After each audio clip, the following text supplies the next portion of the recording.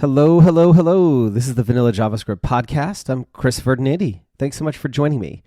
Today, we're talking about how web development can literally kill people. So, one of the common tropes that I sometimes hear web developers share when talking about our work is something to the effect of, I'm not a doctor. No one is going to die if I make a mistake. But that's not always true. Sometimes our work literally is life or death. A month or two ago, my friend Eric Bailey wrote about his experience with a mental health website, and I'm going to link to that down in the show notes.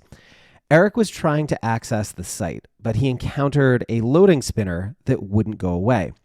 And he wrote in his article, quote, "If you're familiar with how the web is built, what happened is pretty obvious. A website that over-relies on JavaScript to power its experience had its logic collide with one or more other errant pieces of logic that it summons, and this created a deadlock." So that was Eric.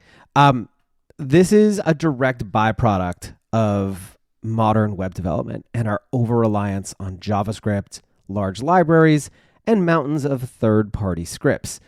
And for a mental health website, a mistake made by a web developer can literally be a matter of life and death, even though you're not a doctor. I'm going to quote Eric again. "I also need to point out that people are visiting sites like this because they are not in a good place. Depression and stress lower your executive function. Furthermore, people internalize technology's failures as their own. What if I was suicidal? A person seeking help in a time of crisis does not care about TypeScript, tree shaking, hot module replacement, A/B tests, burn down charts, NPS, OKRs, KPIs, or other startup jargon.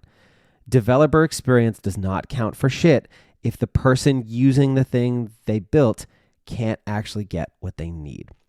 I cannot stress enough how much you should go read Eric's whole article, which again, I will link to in the show notes. But if your organization builds bloated, over-engineered software, share his article with them as well. I'd encourage them to stop.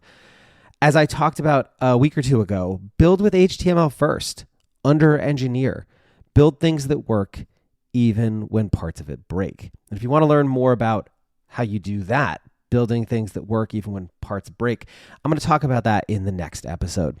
So that's it for today. If you're ready to make this year the year that you master JavaScript, I can help. Head over to gomakethings.com to access a ton of learning resources, including free projects and lessons, books, courses, workshops, and of course, my daily developer newsletter. See you next time. Cheers.